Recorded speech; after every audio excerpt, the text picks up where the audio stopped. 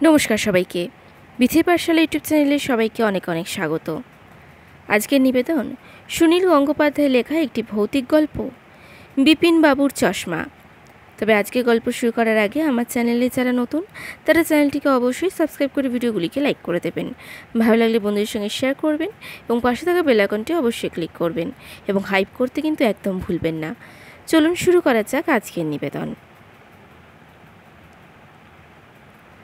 Palashpur rail স্টেশনে রাত্রির 2:10 একটা ট্রেন থামে। এত রাত্রের ট্রেন বলেই তাতে পলাশপুর থেকে কোনো যাত্রী ওঠে না। কোনো দিন ট্রেনটা 2-3 ঘন্টা লেটও করে। আস্তে আস্তে ভোর হয়ে যায়। কে সারা রাত স্টেশনে বসে থাকতে চায়? হঠাৎ বিশেষ প্রয়োজনে রতনকে কলকাতায় যেতেই হবে, তাই সে এই ট্রেনে টিকিট কিনেছে। বেশি রাত্রি হয়ে গেলে সাইকেল রিক্সা পাওয়া যায় না, তাই সে রাত 12টার মধ্যে স্টেশনে চলে এলো। ফার্স্ট ক্লাস ওয়েটিং রুমে আর কেউ নেই। বেশ হাত পা ছড়িয়ে থাকা যায়, ইচ্ছে করলে বইও পড়া যায়। এই সময় স্টেশনটাকে ঘুমন্ত বলেই মনে হয়। কুলি কিংবা পানবিড়িওয়ালারাও ঘুমায়। রতন একখানা বই খুলে পড়ছে। এই সময় দরজা ঠেলে একজন মাঝবয়স্ক লোক ঢুকলো। পাজামা আর পাঞ্জাবি পরা, চোখে মোটা ফ্রেমের চশমা, মাথায় অল্প টাক। লোকটাকে একটু যেন চেনা চেনা মনে হলো, কিন্তু কোথায় দেখেছে মনে করতে পারল না রতন। সে আবার বই পড়তে লাগলো। একটু পরে লোকটা গলা খাঁকড়ি দিয়ে রতনের কাছে এসে বসে পড়ল। আমি কি আপনার কাছে একটু বসতে পারি? রতন একটা চামড়ার ব্যাগ এনেছে, সেটা তার পায়ের কাছে রাখা। ব্যাগটার দিকে একবার চোখ বুলিয়ে নিয়ে সে বলল, হ্যাঁ বসুন না। যদিও মনে মনে সে একটু অবাকই হলো, এত বড় ঘর, অনেকগুলি চেয়ার থাকাতেও লোকটা তার কাছে এসে বসতে চায় কেন? লোকটি বলল, রাত্রিবেলা একা একা থাকতে আমার ভয় করে। আমি বিপিন চৌধুরী, আগে মেমারি কোর্টের জজ ছিলাম। এই লোকটি একজন জজ সাহেব শুনে রতনের খানিকটা সম্ভ্রম হলো। জজদের কত ক্ষমতা, ইচ্ছে করলেই মানুষকে জেলে ভরে দিতে, এমনকি ফাঁসি দিতেও পারে।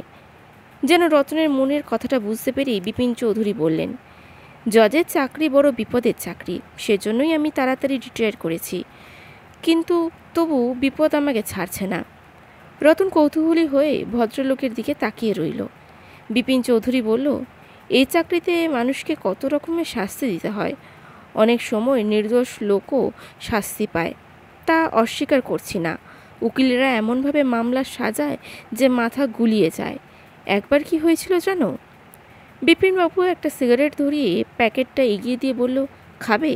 রতন দুদিকে মাথা নেড়ে বলল, আমি খাই না। সিগারেটের ধোঁয়ার গন্ধও তার খারাপ লাগে, কিন্তু এখন গল্প শোনার লোভে ভদ্রলোকের দিকে চেয়ে রইল।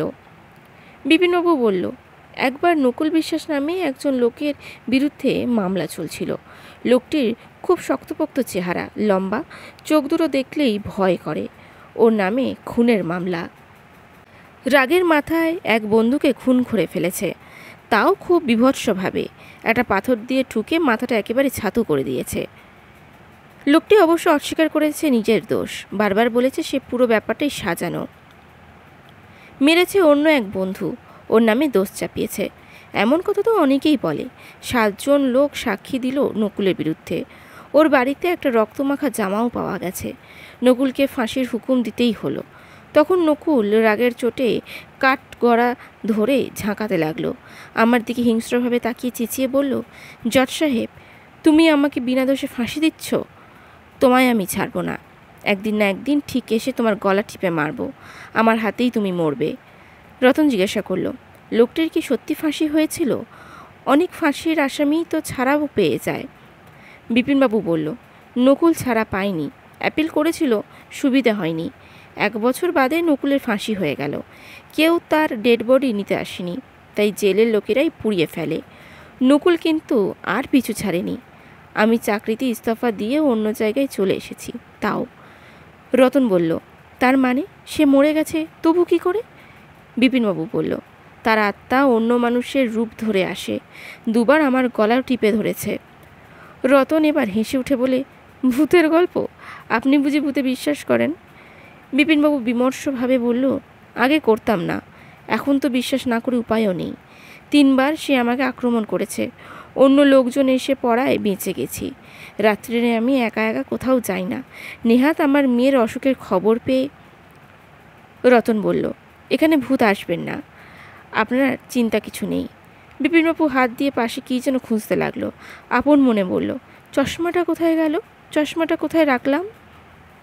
রতন বলল, এই তো পাশের চেয়ারেই রেখেছেন। বিপিনবাবু এবার চশমাটা পেয়ে চোখ লাগিয়ে বললেন, চশমা ছাড়া কিছু দেখতে পাই না। একবার নকুল এসে গলা টিপে ধরার পর চোখ দুটো বেশি খারাপ হয়ে গেছে। এই সময় আরেকজন লোক ঢুকলো, রোগা পাতলা চেহারা, সঙ্গে কোনো মালপত্র নেই। বসলো গিয়ে একটু দূরের চেয়ারে।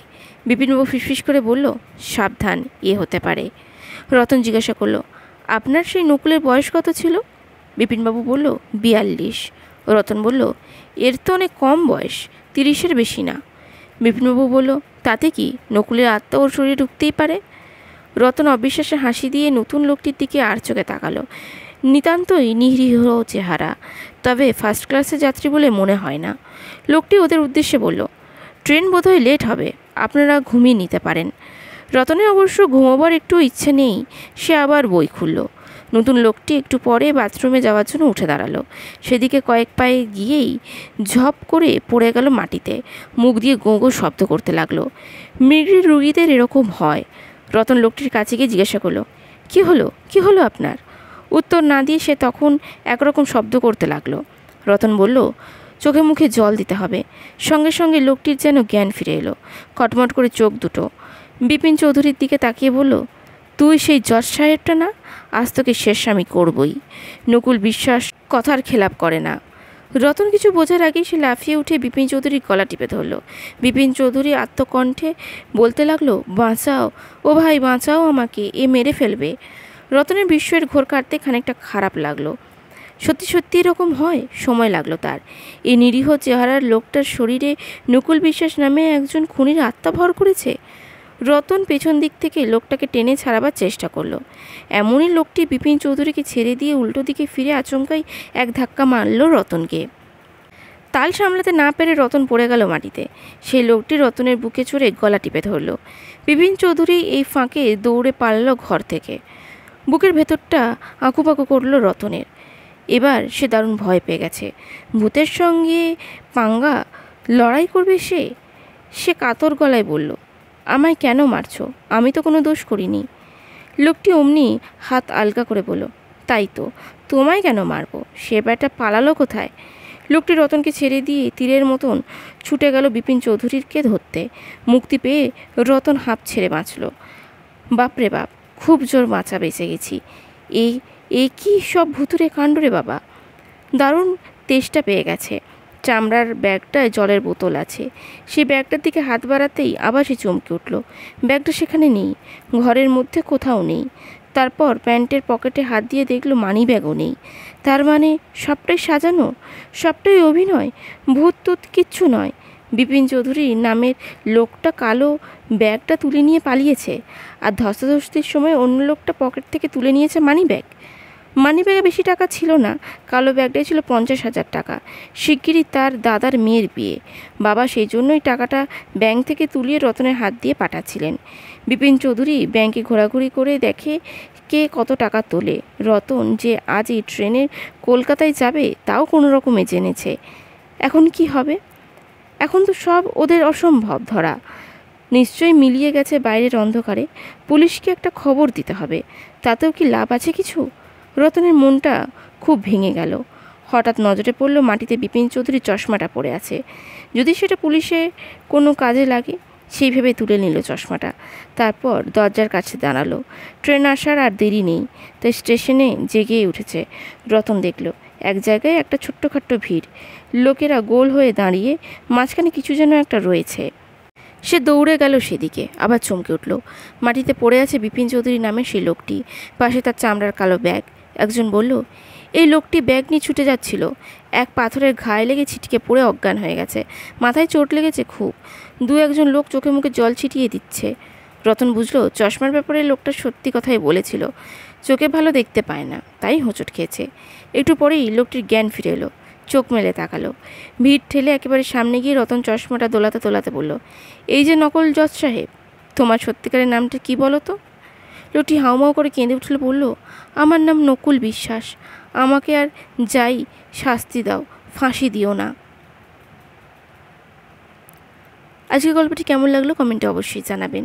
ভালো লাগলে লাইক করবেন, বন্ধুদের সঙ্গে শেয়ার করবেন এবং পাশে থাকা বেল আইকনটি অবশ্যই ক্লিক করবেন। নমস্কার।